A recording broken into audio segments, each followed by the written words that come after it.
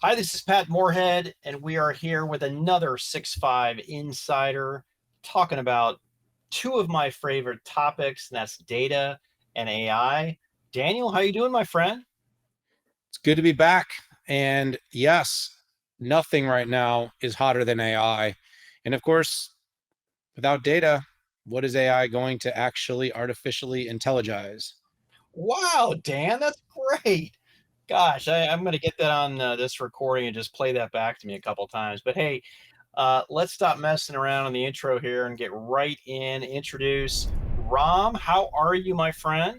Doing well, thank you. Thanks for having me on the show. Yeah, thanks for coming back on the 6.5. We really appreciate that. Absolutely, my pleasure. Yeah, it's not the first time here for you. You've been on our show before, and it's always good to have returning guests. We call them alumni here on the 6.5. And Pat, as we keep growing and growing and going, we have more and more alumni that join the show. I know. Um, you know, Go ahead though and give us a little bit of the background. We're at a very interesting inflection, Rom, with all the hype around generative AI. Every company is kind of being put under a microscope, a little pressure. What's your AI story? You know, Cloudera has been around a long time. Collectively, Pat and I have been watching the industry and the company for a decade plus. Mhm. Um, A long time in this yeah, business. the data management industry is rapidly changing, but just for those that maybe haven't been on one of our shows with you or any of the other Cloudera leaders, give us a little bit of the kind of Cloudera background and your background. Happy to.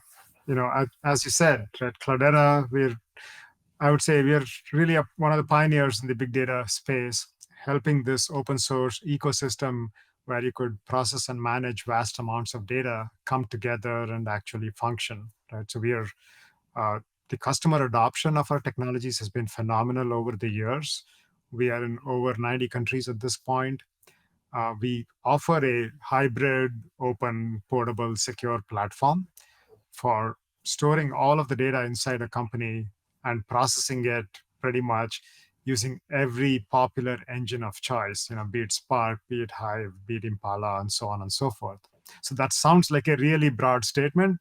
In the case of Cloudera, it is. Cloudera's strength of offering has always been the breadth of our product portfolio, and that really helps us to address customer needs for some of the largest customers on the planet, right? So just to give you a sense of the scale, everybody talks about scale these days, right?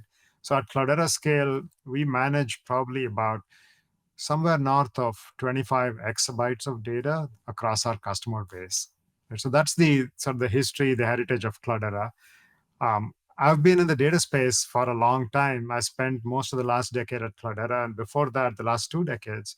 So I worked on SQL Server. I probably worked on, if there's a database technology that you're either happy or unhappy about, I probably had something to do with it at some point in my career. And it's, as you say, even though this space has a deep legacy and it's rich in the amount of impact that we have globally, AI and generative AI has shaken up the entire ecosystem of the conversation to a degree that none of us probably could imagine even 6 months ago. Yeah, we Dan and I both covered one of your recent announcements, CDP Open Data Lakehouse, and it's funny. It took me a while for the gear to lock in and how this relates to customers deploying LLMs and taking advantage of generative AI. But can you talk a little bit more about, from an enterprise point of view, how CDP Open Data Lakehouse helps them unlock the value out of their data, do more with their data? Absolutely. Look, from the beginning, right? The premise of big data has not been let's go build a SQL engine, right? We kind of got there incidentally along the way because that's what customers are familiar with and that's what they want. But the actual customer need is for them to be able to ask questions and gain insights over everything that's happening in their enterprise. That's the Uber thing that they have in mind when they think of putting a data platform together. It's to answer questions that they may not even have thought about when they actually collected the data in the first place, right? So with CDP's Open Data Lakehouse Edition, right? So what we are doing here is essentially we are enabling customers to perform structured analytics over all of the data in the enterprise. So if you think of the LLM model, LLMs are amazing at what they do. They're able to hold conversations literally in any natural language at this point in time. But a lot of a company's valuable, secure data that's not on the public internet, thankfully, right? So now if you want to go build a use case, it could be as simple as show me my bill. The show me my part is a conversation, and you can Yeah. have that with an LLM. Your bill is the fact that you are asking for it. That's customer context. The bill is customer data. So this is where even a simple one-liner like this, you need the ability to actually bring together user context, enterprise data, and a large language model. So that's what we've enabled now, with CDP, with the Open Data Lakehouse architecture. And I'll talk a little bit more about one of our recent LLM applied machine learning prototype models that we introduced as to how somebody could actually do this in practice using the platform. Yeah, I think that's really interesting. Pat and I constantly talk about the integration of foundational models along with, companies' proprietary data. Yeah. Mm-hmm. It didn't take very long for ChatGPT, Bard, Palm, Hugging Face, Luminous. We can go down the line. I just wanted you to know that I know them all. In case you're worried. That's an impressive vocabulary readout there. 6 Thank months you. ago, I should have asked you this and recorded your answer. It would have been, hey, we've been following this a minute, 5.5 months now. But in all seriousness, like bringing these things together is where value is going to be extracted. It's not just about using these open source models. It's not just using the open internet data. It's really your data and having well organized, structured, unstructured, at scale. How quick are, philosophically, we're talking about this, but how quick are you seeing the customers actually get there? And can you give any examples?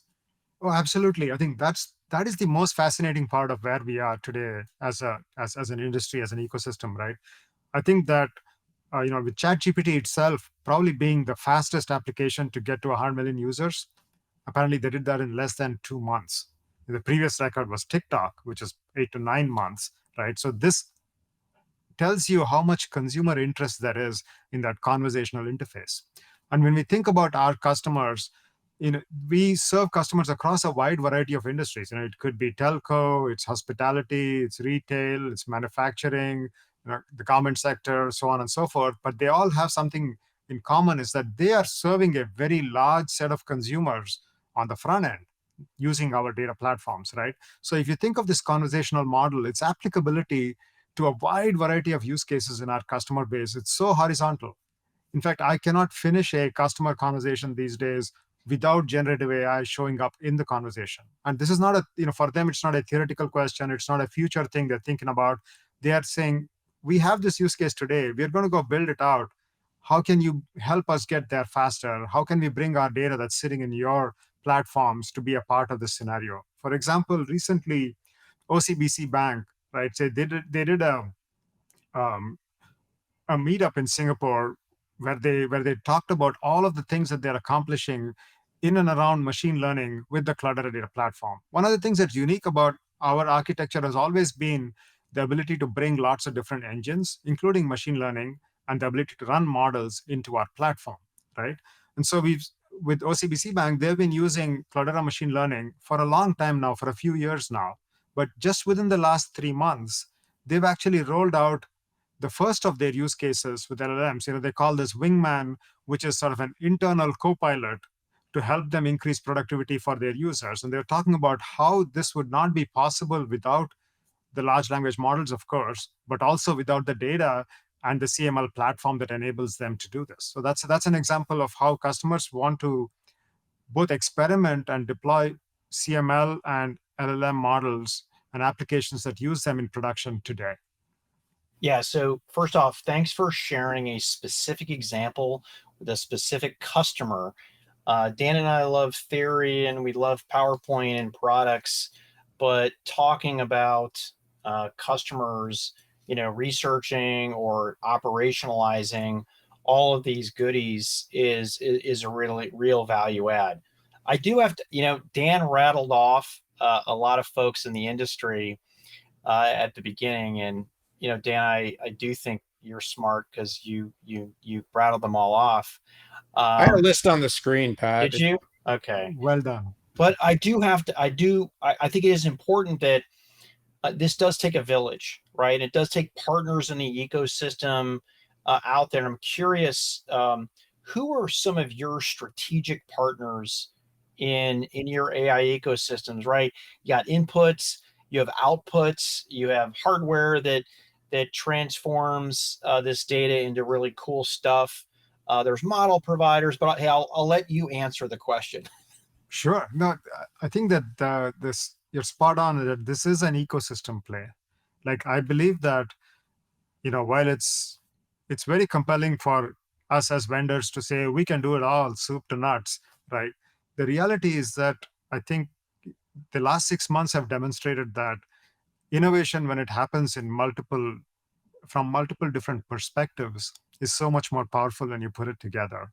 And when you throw open source into the mix, right, clearly over and over, you'll see, there'll be one research unit at one company that says, this is how we know how to fine tune a model.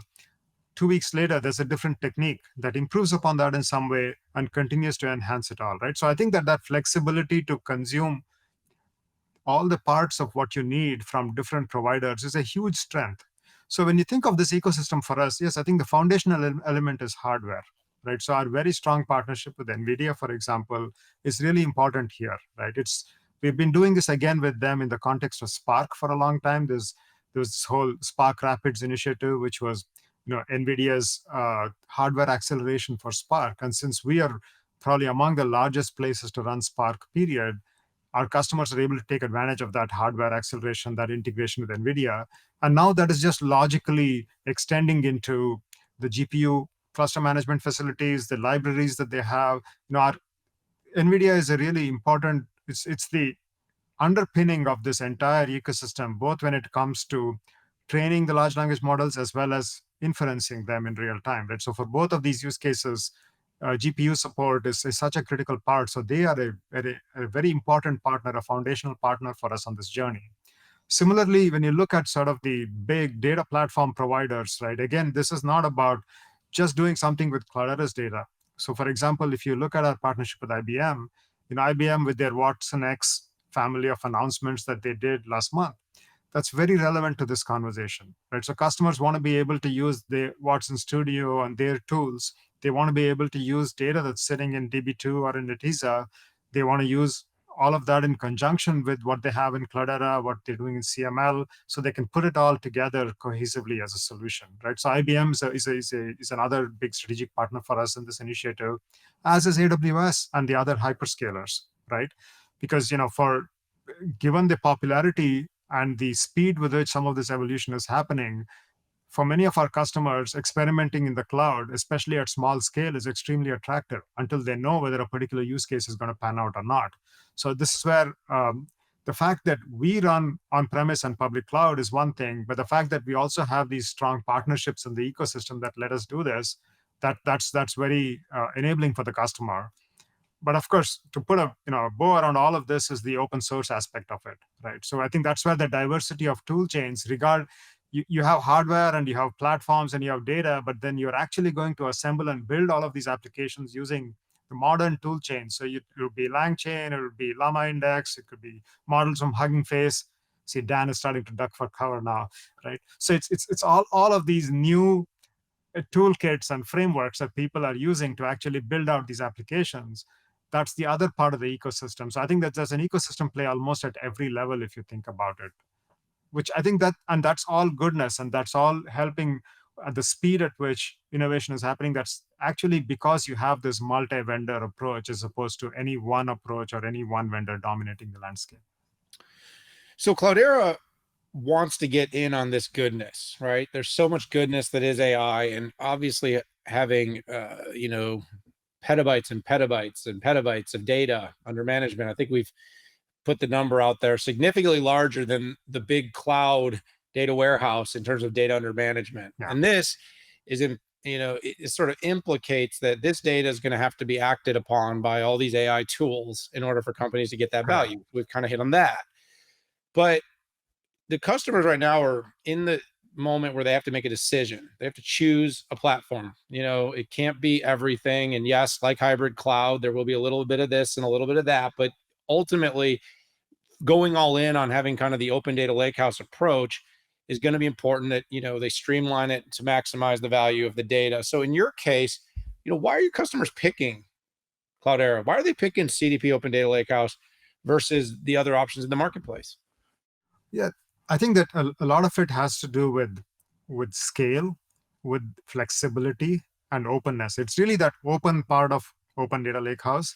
I think that's one of the things that customers see a lot of value for, especially, and we've seen in the data space, I think, every 18 to 24 months, there's something significantly new that happens where you need to do something with your data that you did not anticipate.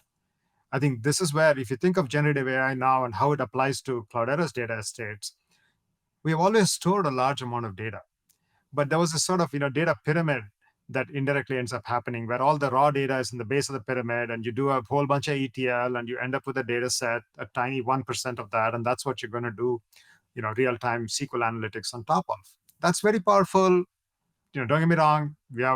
This is what we do at scale in production. It's not even one pyramid. It's usually for the same customer. Every use case that needs another one of these data sets is going to create another pyramid.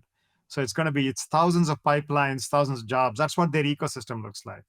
When they look at generative AI, instead of this way of processing data, imagine if you could process the data once, and then you could answer questions over all of the data, and not just in SQL, but in English.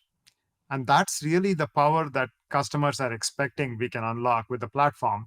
So this demonstrates to them that by going with this open, flexible architecture, they're able to do things with the data. They're able to run large language models against their data, which they could not if they had actually gone for a proprietary approach. They would have to wait for that vendor to support LLMs in some particular way before they could take advantage of it. Whereas our open platform gives them this flexibility. That's one. The second is that everybody has a notion of hybrid in their mind. Our customers' notion of hybrid is they want a single pane of glass where they can see what's going on, and then they want optionality, whereas they want to be able to run the workload wherever it makes the most sense, right? So I talked about customers adopting large language models. One of them, this was from a conversation this morning. They are spending $50,000 a day training a model today, right? They're doing this with the hyperscalers in the public cloud.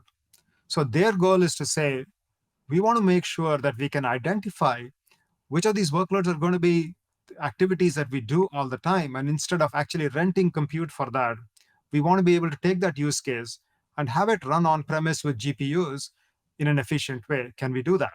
And when we are able to say, hell yeah, right, that's the whole premise of this consistent hybrid architecture, is that it helps customers make these decisions in a manner that's appropriate for their business, whether it's cost, whether it's governance.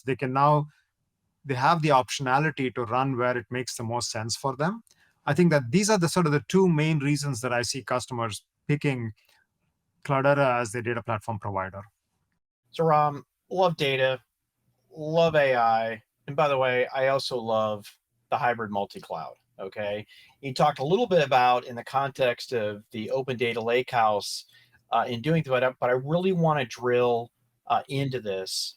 Hybrid cloud, I called this a decade ago, and I still believe it, that hybrid, and I call it the hybrid multi-cloud. You don't have to, that's okay, is the de facto model. I mean, I've never talked to an enterprise in the last 3 years that didn't have more than one IaaS provider, right? And I'm curious though, how does Cloudera define a hybrid? It's a good question, and I should confess that we have also been on this hybrid journey for a while. And I think over the last year, there's a definition of hybrid that our customers have been expressing back to us that I find it captures the ethos of what is valuable for them. So if it's okay, I'm going to share that rather than like Cloudera's viewpoint on how hybrid. That's because I feel like our customers' viewpoint on hybrid is that they want three things from their experience. They want consistency, right? It's like a single pane of glass over their entire estate. One of the customers told me, for observability, for example, right, this is how they think about Datadog. They don't think of Datadog as a hybrid platform. They say this is a single pane of glass. I can now have observability over my entire estate. So that consistency of experience across the entire estate is something that customers are looking for. The second thing that they're looking for when it comes to hybrid is portability. So this is where they want to be able to think of deployment as a secondary item on their checklist.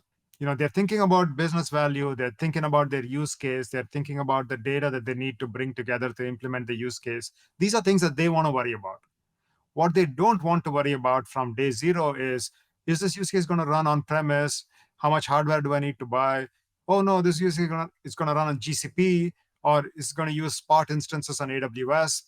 These are deployment time choices. They don't want to make that at the start of the project.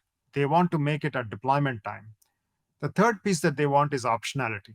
They want to be able to change their mind for whatever reason, right? Exactly. Yeah. They want to say, like, it was used to run in the clouds and that was great, but now the bill is too high and I want to actually run this use case on premise. Or I started this use case on premise and now I want to share this data with a provider who also they're already in AWS. How do I get this use case over there so that I don't need to, let that provider into my data center in some complicated networking way, right? So these are the three primary considerations that customers have: consistency, portability, and optionality.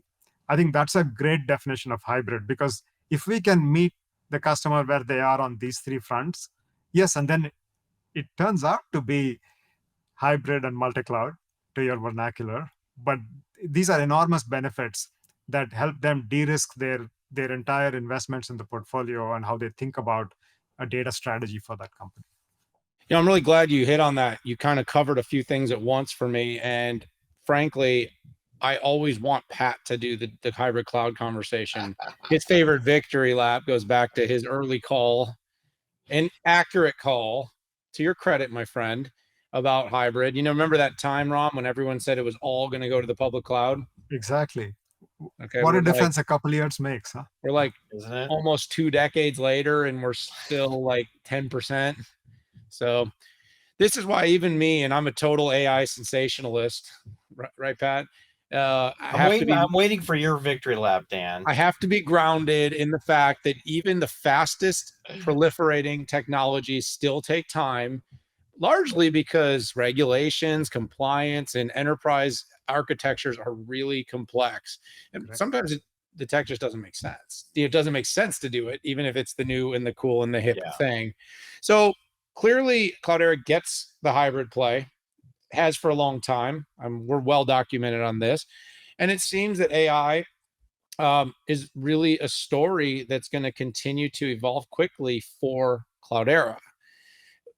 But data management is so much more. And while we want to be on the hype cycle with you, talk about some of the other data management focused innovations that you're working on that are going to make Cloudera continually an innovator, a continual disruptor, and highly relevant in a competitive space. How much time do you have? I have in 60. No, give us do what you got to do. No, I mean, we'll tell I'm you. kidding, because this is this is literally too long. fair enough. This is obviously something that's near and dear to our hearts at Cloudera, right? Making sure that we are innovating in all the areas of the data platform, the data ecosystem, in the ways that customers want us to. That is our entire reason to exist, right? So if you think of what some of the things that are top of mind for us right now, Apache Ozone is something that we are super excited by. Look, this is the D in data, right? Is the ability to store and manage vast amounts of data. If we can't do that, the rest of this is kind of moot. So we think we have a pretty good file system with HDFS, where you could scale. Our design points for it 10 years ago were about 100 million objects and about, between 10 and 25 petabytes, which we thought that was pretty good back in the day. With Ozone, we have now pushed that envelope to where by design, it's intended to support more than 10 billion objects. So 100 times the scale of what you could do with HDFS in terms of just the number of objects you could store. It's also designed to take advantage of all the dense uh, storage inventions that have come along. So if you have a single machine with 500 terabytes, or by the end of the year, we expect to see a single machine with a petabyte to be in that commodity price range. So you can actually manage close to an exabyte of data with an Ozone instance. So Ozone is really going to help our customers capture and store even more kinds of data, especially when you think of the generative AI world. Unstructured data is going to be even more important than it was, right? So we're not talking about tables with large partitions and small numbers of files, but we're talking about massive numbers of files, which might be email messages, text documents, Slack messages, things of that nature. So we think the cardinality of that data that we're going to capture is going to go up significantly, which is why Ozone is going to be such a key part of that storage strategy for customers to be able to store all this data. On the processing side, we're doing a whole bunch with our data services initiative. This is essentially, how do we make it be more consumable for our customers to be able to not have to stand up and manage a multi-thousand node cluster for them to run individual workloads. So these are containerized, more lightweight workloads that you can grow and shrink them with based on the needs of your application, right? So this is our private cloud data services initiative. Think of this as what we're doing for storage with Ozone. This will make it 10x easier for our customers to actually run compute against all the data that they have. The last thing I want to touch upon here, and before Pat cuts me off, is if you think about data observability, right? So this is one of those core capabilities that as we roll out this hybrid architecture, we want to do this in a way we are thinking about TCO all the time, right? So one of the key ways that we can help simplify our customers' support experience, both when they contact Cloudera, as well as if they're doing self-service troubleshooting and diagnosing, is that all of this observability data about what's actually happening in their systems is stored, collected, processed, and managed appropriately. So that's Cloudera observability. We just went GA with that a month ago. We're very excited about how it can actually help our customers dramatically reduce the cost of operations on the platform. So these are a couple things to touch upon. No, it's really exciting. And first of all, it's amazing these open source projects have the coolest names. Ozone, right? No, but seriously, the observability part of this, I'm super excited about. We wrote about that, and it's pretty awesome. It's just amazing the importance of observability has created with the fractalization of not only infrastructure, right, but also the way that applications are developed with APIs as opposed to having monolithic infrastructure and monolithic applications. Super exciting.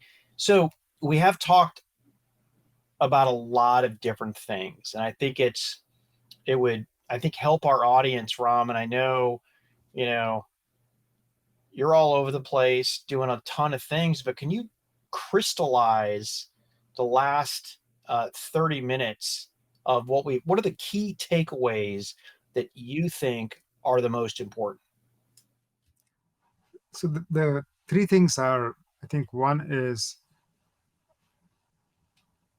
customers' ability to store and process all kinds of data.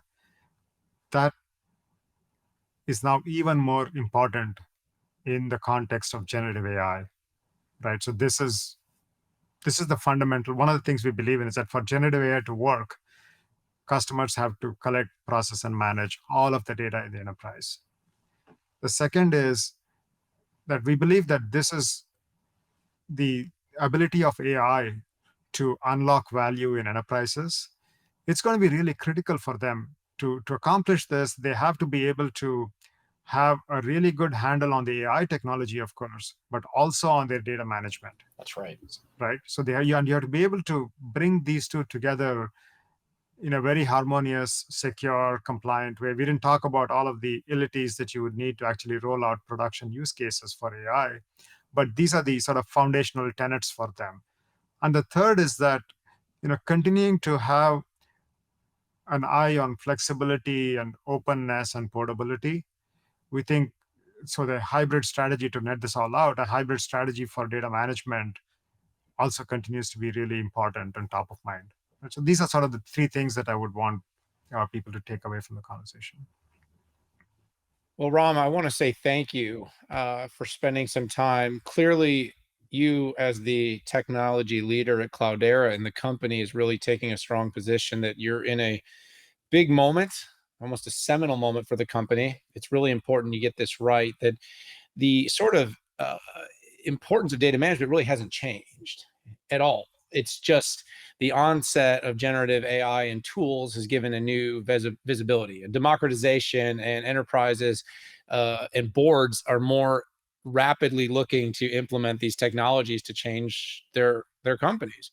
But having the data, the unstructured, structured in a management system that's able to support hybrid architectures with a fabric and transport that can move data quickly from cloud to edge to prem and everywhere else is paramount. So this has been really enlightening, and I want to thank you so much for spending the time with Patrick and I here on the 6.5. This is the question so many companies are trying to answer right now. Absolutely. It's my pleasure. Thank you for having me. All right, everyone, there you have it. We are here on the 6.5. It's an insider edition. We just spoke to the CTO of Cloudera, talked data management, AI, hybrid cloud, Pat. We talked hybrid cloud, AI, data management, just going up and down one more time. Hit that subscribe button if you like what you heard. We appreciate you joining our community. Find us on Twitter, LinkedIn, anywhere else that social media is. But for now, we got to say goodbye. We'll see you later.